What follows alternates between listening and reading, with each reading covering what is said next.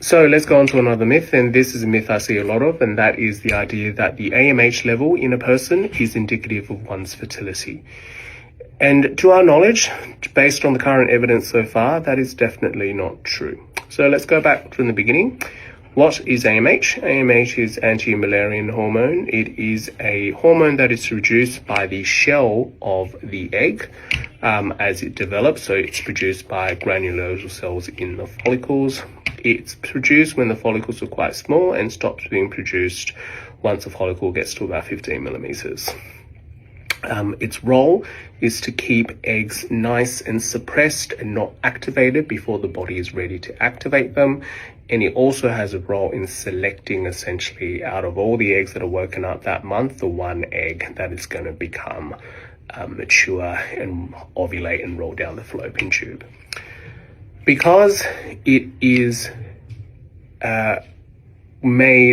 it is secreted by cells that live in the shell of the egg, and it is secreted by eggs that are essentially woken up that month. We use it as an indirect marker of how many eggs there are left in total. Now, that in itself is another myth, that we think AMH is a direct marker of egg number. It is not. It is an indirect marker of egg number. So what we mean by that is, as I've previously explained in some previous videos, is that how many eggs a person wakes up is related to how many eggs they have left in total. So the more eggs an ovary senses there are left in total in its sleep form, it will wake up more eggs in each month. So if a 25-year-old, the ovary senses there's lots and lots of eggs left in total, so it will wake up lots of eggs each month. The fewer eggs that are left in total, the fewer eggs the ovary will wake up each month. So when you wake up lots of eggs, and you wake up lots of eggs because the body senses there are lots of eggs left in total, but when you wake up lots and lots of eggs, those eggs all produce AMH, and that is why AMH levels are high. So it is indicative of many eggs that are woken up that month, and it is therefore an indirect indication that there are many eggs left in total. And the reverse is true when the AMH is low. There are a few things that can change AMH artificially, and the most famous one is the oral contraceptive pill. It can artificially drop AMH by up to 15 and 30%.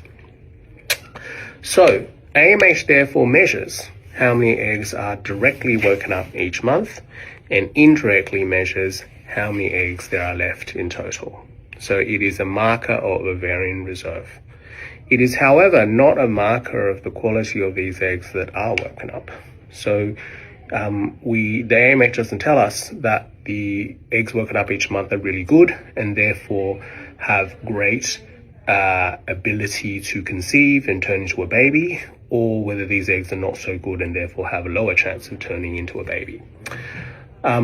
So somebody who has low AMH could conceivably be having more high quality eggs than somebody who has high AMH. So for example, a 25-year-old person who's had chemotherapy and therefore has low AMH because their overall egg number has dropped may still wake up eggs, fewer in number, but those eggs are going to be better quality than somebody who's 45 who has got good ovarian reserve. So a 45-year-old who has very high AMH will still have poorer quality eggs than a 25-year-old who has very low AMH. And out of the two of those patients, the more fertile person is the one who has low egg numbers but higher quality eggs. So AMH is therefore not a marker of egg quality, and egg quality is what marks a person's ability to conceive and fall pregnant, and therefore what we truly define as a marker of fertility. Currently, we have no markers of fertility apart from age. So it is a complete fallacy that people with low AMHs are infertile or are running out of fertility. And it is also a fallacy equally that people with high AMHs have high fertility. It merely means they have a high number of eggs. So what else does AMH tell us? Well, AMH, apart from telling us how many eggs there are left in total, will tell us how well somebody responds to therapy like IVF. It will also tell us What is the window in which they have to fall pregnant? Do we think it's a big window or a small window? And when AMH drops to a level that we can't really record or measure anymore, we know within 3 to 5 years that person reliably will undergo menopause. So AMH can give us a lot of information, but the one bit of information it can't tell us is how fertile a person is.